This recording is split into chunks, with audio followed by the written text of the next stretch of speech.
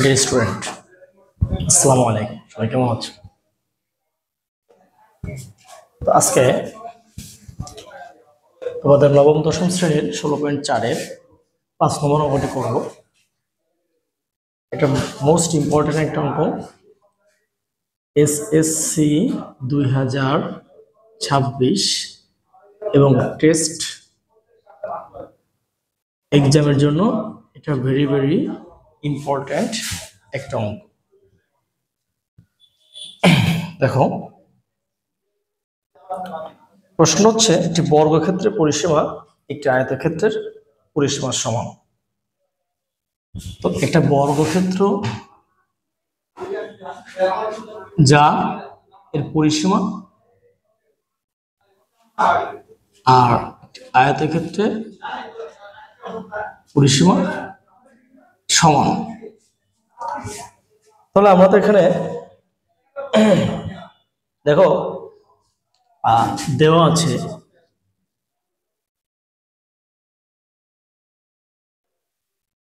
কি দেওয়া আছে? দেওয়া আছে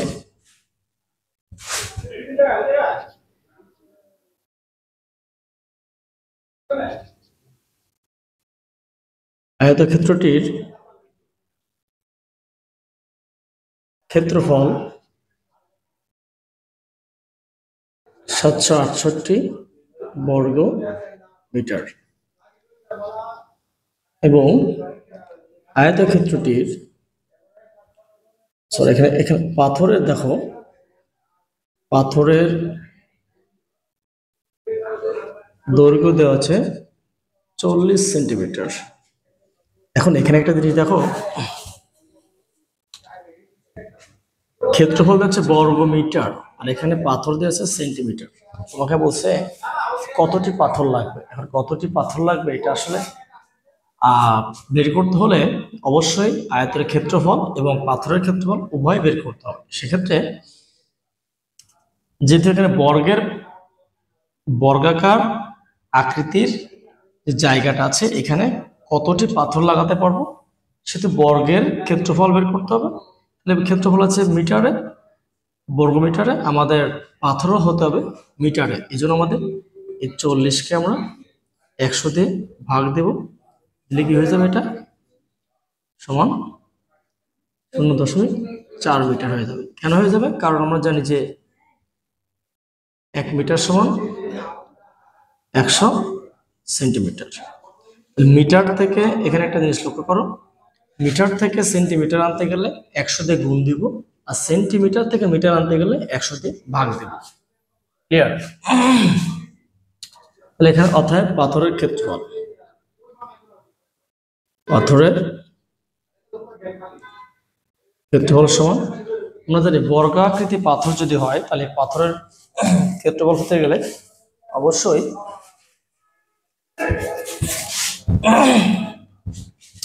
পাথরের ক্ষেত্রফল সূত্র হচ্ছে তোমার বাহুর স্কয়ার। অর্থাৎ যেহেতু বর্গাকৃতির বাহুর সবটাই সমান, যে কোনো একটা বাহুর স্কয়ার দিলে আমাদের হয়ে যাচ্ছে। পাথরের ক্ষেত্রফল সমান 0.4 হোল স্কয়ার। 0.4 হোল স্কয়ারে আমরা যদি এই হোল স্কয়ার দিই তাহলে আসে হচ্ছে 0.16 বর্গ মিটার। বর্গ মিটার। এবার মনে করি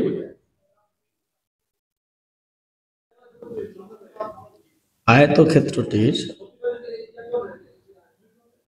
প্রস্থ x মিটার, অর্থাৎ আয়তক্ষেত্রটির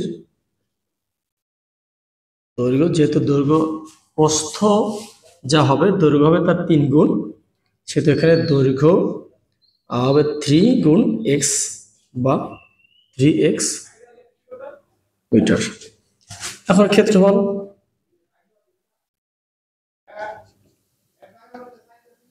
হবে 3x গুণ x। এটা একটা আয়ত আকৃতি, আয়তের ক্ষেত্রফল সূত্র হচ্ছে দৈর্ঘ্য গুণ প্রস্থ। তাহলে সেই হিসেবে দৈর্ঘ্য 3x, প্রস্থ x গুণ দিলে সমান হচ্ছে এখানে 3x স্কয়ার বর্গ মিটার। এটা একটা আয়তের ক্ষেত্রফল, এটাও আয়তের ক্ষেত্রফল। তাহলে প্রশ্ন মতে আমরা লিখতে পারি 3x স্কয়ার সমান হচ্ছে 768, বা x স্কয়ার সমান 3x স্কয়ারের সাথে এখানে গুণ আকার আছে, আমরা এটাকে এই পাশে দিলে ভাগ হয়ে যাবে, বা x স্কয়ার সমান এখানে হচ্ছে 3 দুগুণে 6, 116 5 15, 256। এখানে দেখো একটু কথা আছে, কথাটা হচ্ছে আমরা এই পাশে দেখো একটা স্কোয়ার আছে, আমাদের এখানে মান বের করতে হচ্ছে এই যে প্রস্থের মান, এখানে একটা স্কোয়ার আছে, স্কোয়ারটা উঠাতে গেলে এটা তোমার ফর্মুলা ইউজ করতে হবে, সেটা হচ্ছে উভয় পক্ষকে বর্গমূল করতে হবে। তাহলে আমরা তাই করি, উভয় পক্ষকে বর্গমূল করলে এই পাশে স্কোয়ারটা এই পাশে চলে আসলো, তাহলে অর্থাৎ x সমান এই 256 কেন যদি বর্গমূল করি তাহলে আসে, ক্যালকুলেটর করে দেখবা 16 আসে। তাহলে যেহেতু এখানে প্রস্থ পেলাম x সমান 16 মিটার, দৈর্ঘ্য হবে অর্থাৎ দৈর্ঘ্য 3 গুণ 16 সমান 348 মিটার, 348। তাহলে দৈর্ঘ্য যদি 48 মিটার হয় তাহলে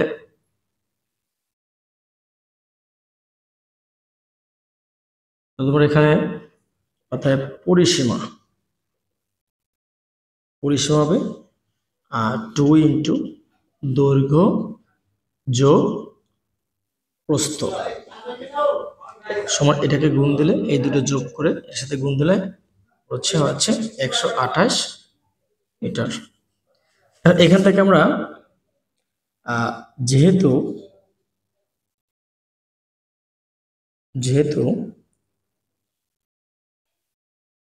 আয়তক্ষেত্রের পরিসীমা সমান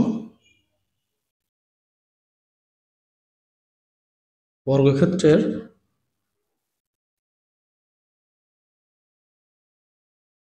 পরিসীমা, সুতরাং বর্গক্ষেত্রের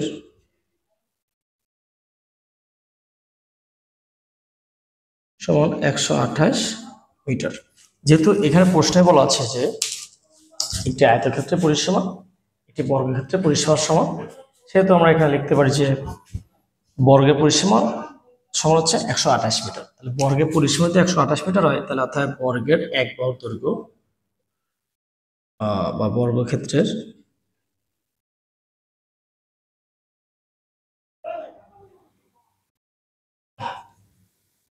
এক বাহুর দৈর্ঘ্য বের করতে গেলে অবশ্যই পরিসীমাকে 4 দিয়ে ভাগ দিতে হবে, সমান 32 মিটার। রেস্টুরেন্ট জায়গা ছোট হওয়ার কারণে আমরা উপরে পার্টি মুছে ফেলবো, তোমরা প্লিজ একটু লিখে নাও, আমি জাস্ট একটু সময় দিলাম লিখে নেওয়ার জন্য।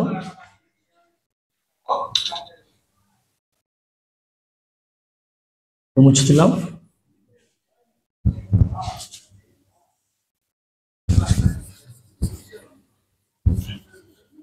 দেখো এখানে এতটুকু হয়ে যাবে হয়তো বা, আর একটু মুছি। তো বর্গের এক বাহুর দৈর্ঘ্য পেয়ে গেলাম, অর্থাৎ বর্গক্ষেত্রের ক্ষেত্রফল, আমাদের বর্গক্ষেত্রের ক্ষেত্রফল সমান বাহু গুণ বাহু, তাহলে এখানে পেয়েছি 32 স্কয়ার বর্গ মিটার। একটা কথা মনে রাখবো যে ক্ষেত্রফল সবসময় কিন্তু বর্গ হয়, ক্ষেত্রফল সবসময় বর্গ হয়। 32 স্কয়ার দিলে তোমার হচ্ছে অর্থাৎ 32 গুণ 32, এখানে হচ্ছে 1024 বর্গ মিটার। এখন দেখো এই বর্গাকৃতি ক্ষেত্রফল বের করলাম, আবার আমরা পাথরের ক্ষেত্রফল পেয়েছিলাম হচ্ছে 0.16 বর্গ মিটার, 16 বর্গ মিটার। দশমিক পরে সবসময় এককভাবে গুনতে হয়, তাহলে অর্থাৎ পাথর লাগবে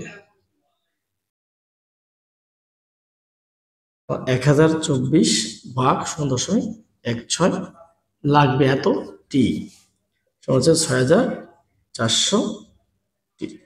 তাহলে উত্তর হচ্ছে এটা যে 6400টি আমাদের পাথর লাগবে।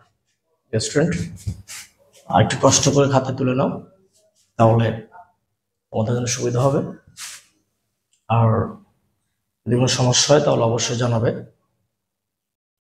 আমার ইউটিউব চ্যানেল আছে, ওখান থেকে দেখতে পারো, তোমরা ডাউনলোড করে দিতে পারবা। সবাই ধন্যবাদ। আসসালামু আলাইকুম।